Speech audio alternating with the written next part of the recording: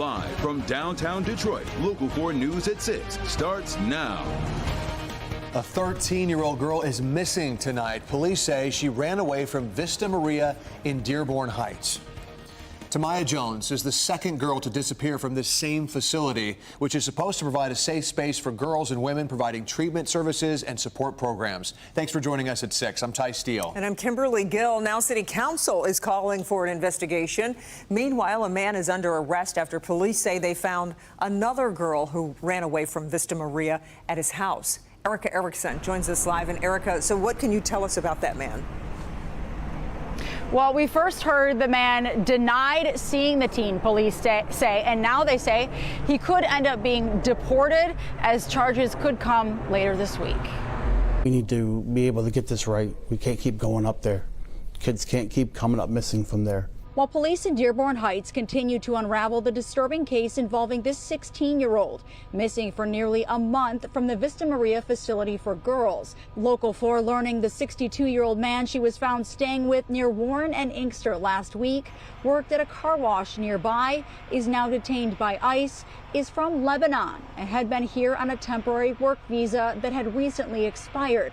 Charges likely once police are able to speak with the teen, now receiving psychological care. All the evidence that we recovered from the scene, we believe to be some type of sexual assault that took place. Now as another teen, 13-year-old Tamaya Jones, missing since Friday. Police say running from Vista Maria before even being processed. They leave this facility and they end up somewhere in Detroit because it borders Detroit. And after hundreds of police runs to the location and allegations of physical and sexual abuse, poor building conditions, inadequate staff and structure, City Council stepping in, sending out this email to Vista Maria leadership. Every single day, runs, people are escaping.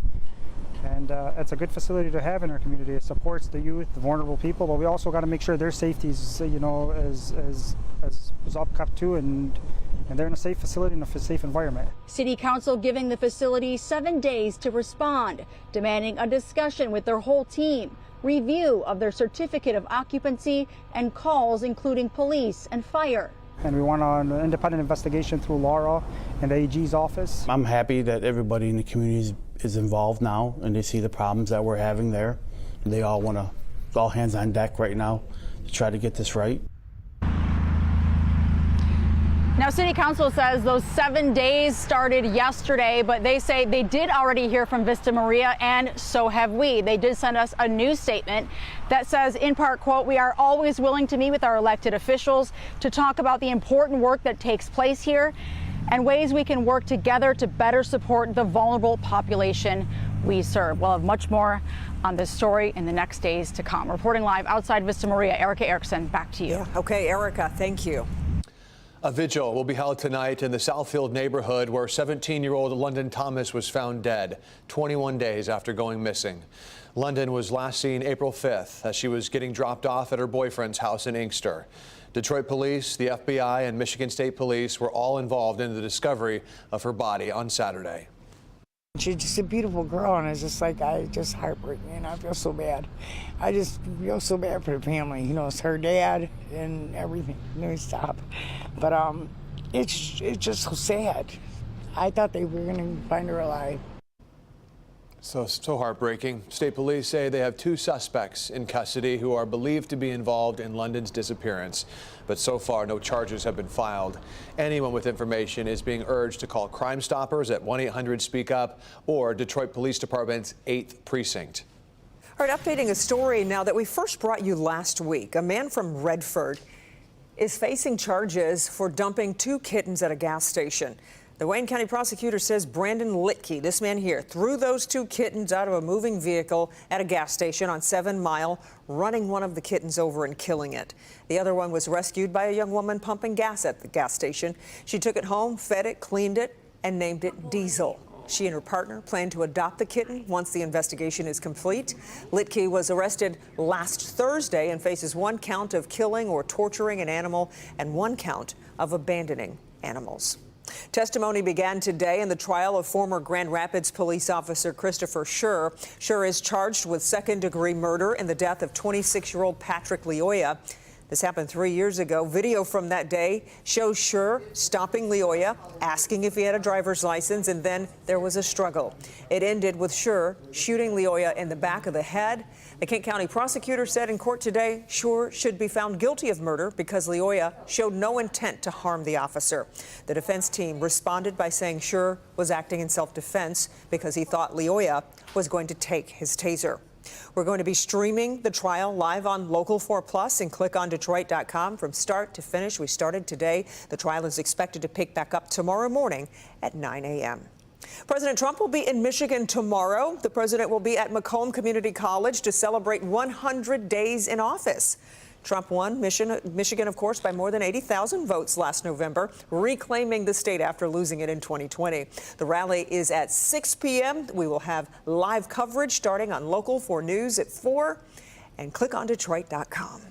In Royal Oak, business owners have been reaching out to us about something impacting their livelihoods. A proposed road work project could shut down parking along Rochester Road. Let's get over to Victor Williams live from Royal Oak. We're talking about the area of 14 Mile and Rochester. Victor, what are business owners there telling you? Well, Kimberly and Ty, this is something that they definitely do not want to see. This is the parking lot that's at the center of discussion, or at least one of them, right along Rochester Road. But the city is proposing a new project that will ultimately change the way it looks in the year 2026. Now, it's supposed to be for resurfacing and water main improvements, but the only thing is that parking will be gone along the businesses from 14 Mile all the way down to Green Lantern Pizza Shop that's nearby. But the proposal will be up tonight for review during the city's commission meeting. This is all city property and not private property, so Royal Oak can really do what it wants. That's even with the petition reaching over 300 signatures of people who are totally against it. Rebecca Auden, who's the owner of Bravo Intimates and Custom Swimwear, well, she's saying that this will only lead to headaches, not only for the business owners, but also the residents nearby, one you'll also hear from shortly as well. Where are those people going to park? Where are they going to go? Are they just going to abandon, our businesses up and down the avenue? And what does that mean for the people that live around here? It's going to drive those businesses out. That building and businesses have been in those spots for over 50 years, okay? So my contention is they want these businesses to fail. Also make matters worse, there's a parking lot that's right here on the back of the place, as you guys can take a look and see right over there. We're told that this could also be affected by another project that has recently been approved. So we're going to be at that meeting tonight, and hopefully we'll let you guys know what exactly was said inside. In Royal Oak, Victor Williams, Local 4. Okay, we look forward to it, Victor. Thank you. The student loan deadline is coming up pretty quickly, and federal collection starts in just 1 week. This comes after repayment was paused during the pandemic. Pamela Osborne joins us live to explain what borrowers need to know. Pam. Well, there are millions of people who are in default right now. If you're one of them, you're going to want to call the government by Monday to arrange a payment or set up some sort of payment plan. Otherwise, they could begin to garnish your check.